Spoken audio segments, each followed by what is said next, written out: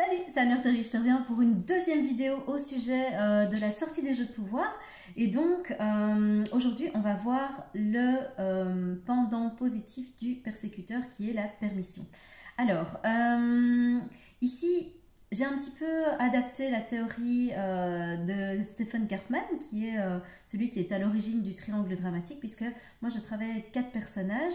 Ces 4 personnages, je passe une journée complète dans l'immersion que je propose à les travailler et à pouvoir aider les gens à passer au-delà de ces jeux de pouvoir, à permettre des prises de conscience. Et donc si tu as envie de travailler ça, n'hésite pas à rejoindre l'immersion. Je te mets le lien ici dans la barre de description en dessous.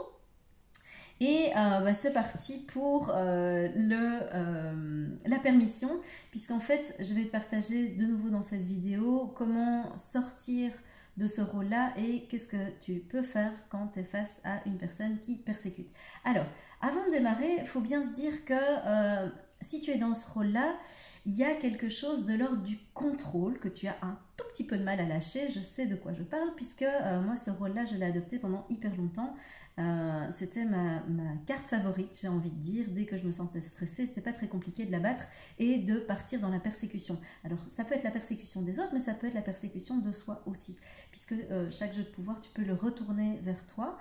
C'est plus compliqué de se sauver soi, mais donc le persécuteur, c'est pas très compliqué de se persécuter. Et donc, si tu veux, la difficulté du persécuteur, c'est de pouvoir se dire qu'il est vulnérable, qu'il a une sensibilité et que en face de lui, on ne va pas s'en servir à mauvais escient. Dans l'histoire du persécuteur, généralement, il a été bien persécuté par l'extérieur et donc il a développé cette capacité à pouvoir se défendre un petit peu en passant à l'offensive. Et donc, passer à l'offensive, ça lui permet quelque part de donner une espèce d'illusion de contrôle, c'est-à-dire que s'il stresse les gens en face, en faisant des gros yeux, en criant, en s'énervant, en tapant du poing sur la table, en disant c'est comme ça et c'est pas autrement, mais quelque part, il fige l'autre et il parvient d'une certaine façon à le contrôler. C'est-à-dire que sa grande peur derrière, c'est la peur d'être surpris, la peur d'être dans l'inconnu, la peur de lâcher prise parce qu'il ne sait pas ce qui va se passer dans ce cadre-là et il a peur que ça se passe mal pour lui. Et donc, il contrôle hyper fort et ça se passe très mal en fait. C'est aussi simple que ça. C'est pour ça que c'est important de sortir des jeux de pouvoir et de ne pas rester dedans. Alors, si tu te retrouves là-dedans, ce que tu peux faire, c'est vérifier le rythme dans lequel tu es. Si tu es dans un rythme de persécution, tu vas t'apercevoir que tu augmentes très très fort la cadence et pour toi et pour les autres. C'est-à-dire que tu vas tout le temps être sur le dos des autres en disant bon alors quoi, on y va, go, faut que ça avance et donc tu vas les harceler d'une certaine façon, que ce soit en revenant à la charge avec toujours la même demande. Par exemple, tiens, est-ce que tu as, je ne sais pas, t'as rangé ta chambre? Est-ce que, je ne sais pas, tu as fait le dossier 203 comme je t'avais demandé? Ou bien, ça peut être revenir à la charge avec des tâches que tu te mets à toi, mais en les mettant en très très grande quantité. C'est-à-dire que si tu es dans ce rôle-là, il y a fort à parier que tu as un agenda qui est juste surchargé, en fait. Donc, c'est quelque chose qui va te donner l'illusion qu'en fait, dans ta vie, ça se passe bien et que tu es efficace et que tu as du contrôle tout simplement dans ta vie. Ce que tu peux faire, du coup, c'est ralentir très fort le rythme et essayer de voir juste comment ça se passe quand tu ralentis et quand tu lâches prise, puisque ça, c'est le grand défi du persécuteur, c'est lâcher prise. Et arrêter de vouloir avoir raison, arrêter de vouloir convaincre les autres, arrêter de vouloir que les choses se passent comme tu as envie que ça se passe, parce que les choses ne se passent pas toujours comme ça, et c'est parfois beaucoup mieux en fait.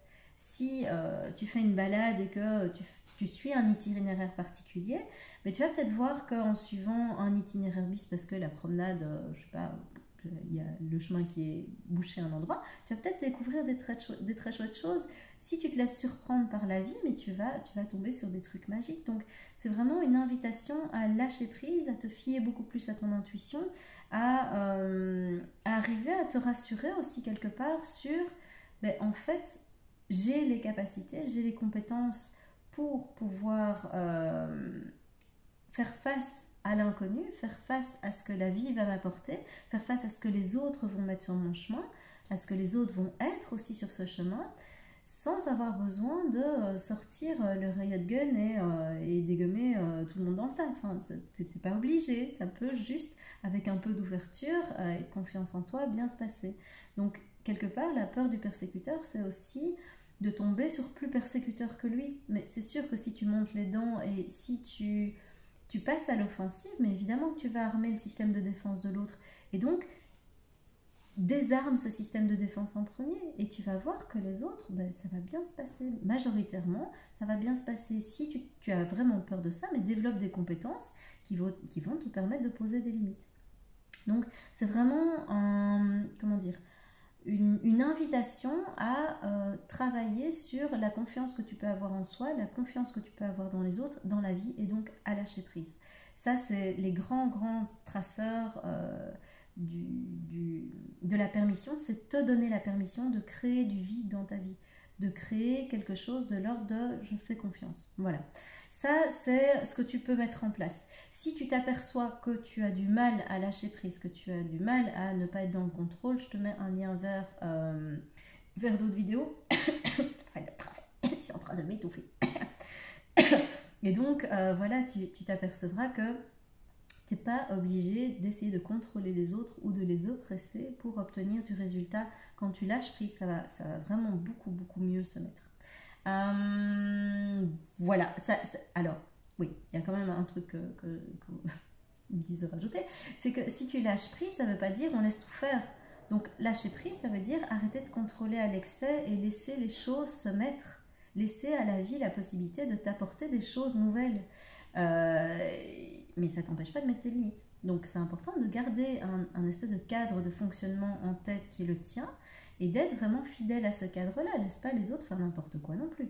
Donc passe pas du persécuteur à la victime, ça va pas bien se passer. Donc la permission, c'est le talent de celui qui est dans la permission, c'est d'avoir justement une très bonne conscience de qu'est-ce qui est le cadre, et de pouvoir l'appliquer, mais l'appliquer avec souplesse pour tout le monde, pour lui, pour les autres.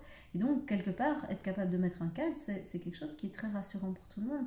Donc, tu vois que quelque part, quand on prend le continuum où il y a le persécuteur d'un côté et la permission de l'autre, quand tu pars dans le côté lumineux, en fait, il y a plein de possibilités et de choses positives que tu vas pouvoir contacter en étant sur ce continuum-là.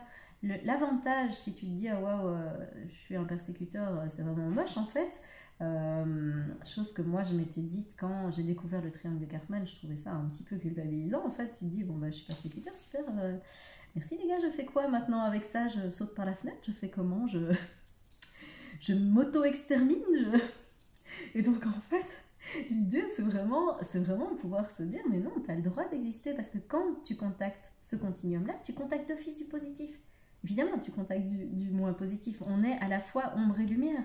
Et donc si tu connectes le négatif, dis-toi que c'est cool, parce qu'en fait, il y a le positif qui est juste lié à ça. Il faut juste que tu prennes conscience de là où tu es et que tu bouges volontairement le curseur, c'est-à-dire que tu fais le choix à un moment de fonctionner autrement.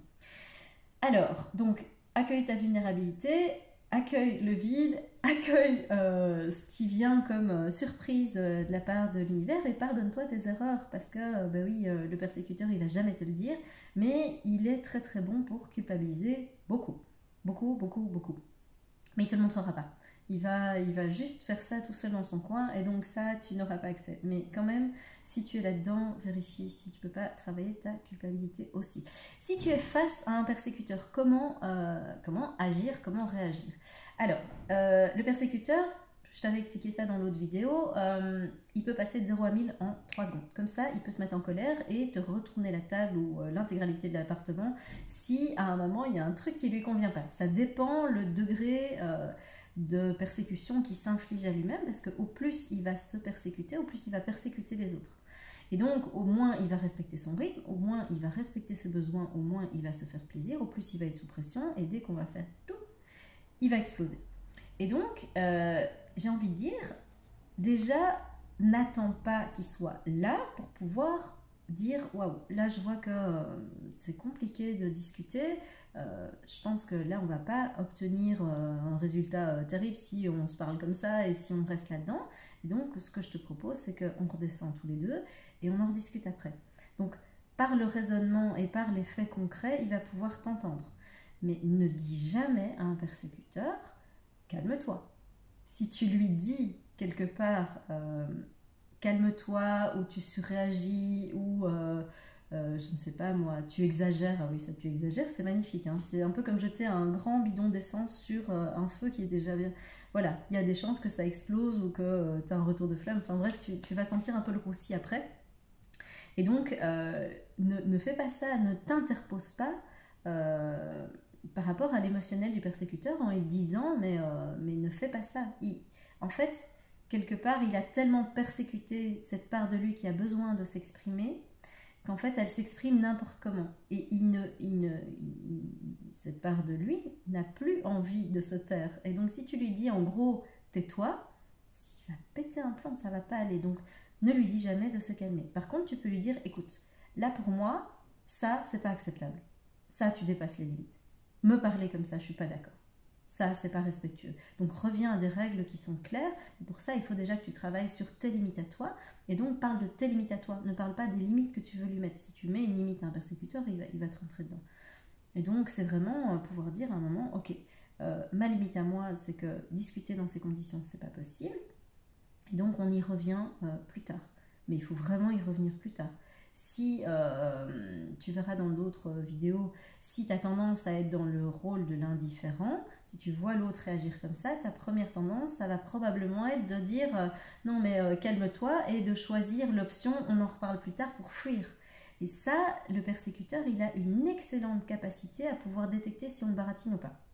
Et si on n'est pas honnête avec lui ou pas. Et donc, il va sentir que ça sonne faux, il va exploser encore 3 fois plus. Donc, n'utilise pas cette carte-là pour t'enfuir, parce qu'il va le sentir. Mais par contre, tu peux vraiment l'utiliser comme ça, c'est pas ok. Mais n'utilise pas la carte de on remet ça à plus tard pour éviter d'avoir à faire face à des émotions qui sont compliquées à vivre pour toi, parce que ça, il va le sentir. Donc voilà, si tu t'aperçois que c'est une personne qui a tendance à fonctionner de manière dominante en général avec tout le monde et donc de manière très très toxique, je vais faire des vidéos sur les positions de vie, les positions ok, pas ok, qui est toujours de l'analyse transactionnelle et qui permet de se positionner par rapport aux personnes qui sont toxiques. Je vais peut-être faire aussi, une vidéo sur les pervers narcissiques, je sais pas, c'est tous des trucs voilà, qui me téléchargent, donc il y a pas mal de taf. Mais donc voilà, a priori, la personne qui est dans le rôle du persécuteur et qui est joueur occasionnel, on va dire, qui n'est pas un joueur catégorie pro, c'est-à-dire qui a décidé d'utiliser ce jeu de pouvoir-là partout dans sa vie et qui n'a aucune envie de changer. Si c'est un persécuteur, donc joueur occasionnel, il rentre là-dedans et en fait, ça va trop loin pour lui, il ne sait plus gérer et il ne sait pas comment en sortir. Et il est tout mal après. Donc ça, c'est un joueur occasionnel. Le pervers narcissique est plutôt dans le joueur catégorie pro, et il y en a encore plein des catégories pro, mais donc voilà. Si tu es face à un occasionnel, tu peux utiliser ces techniques-là, ça calme quand même pas mal le jeu. Un autre truc qui calme aussi, c'est de pouvoir lui dire, écoute, moi je veux bien t'écouter, mais tu diminues d'un ton, vraiment. Je prends là le temps de t'écouter, je ne dirai rien pendant tout le temps où tu t'exprimes, mais vraiment il va falloir le faire de manière plus calme, parce que ça de nouveau je ne tolère pas. Donc, vraiment lui laisser tout l'espace pour que cette colère, entre guillemets, cette révolte, cette injustice qui se trouve derrière, avec un bon sentiment de trahison aussi, de rejet et d'abandon, donc toutes les blessures sont là, en fait, puisse s'exprimer. Et au plus la personne va vider ses émotions, mais il faut être capable de le prendre en face aussi, au plus elle va se calmer et elle va pouvoir revenir à quelque chose de beaucoup plus calme, de beaucoup plus stable. Voilà, donc tout un programme. De nouveau, si tu connais quelqu'un qui pourrait avoir besoin de ce genre d'outils, d'astuces, n'hésite pas à l'envoyer, n'hésite pas à partager un maximum. Voilà, au plus ça aide, au mieux ça aide. Voilà, c'est la petite phrase du jour qui ne veut rien dire, mais j'aime bien. Voilà, je te laisse là-dessus, je te dis à très bientôt pour une nouvelle vidéo. Salut!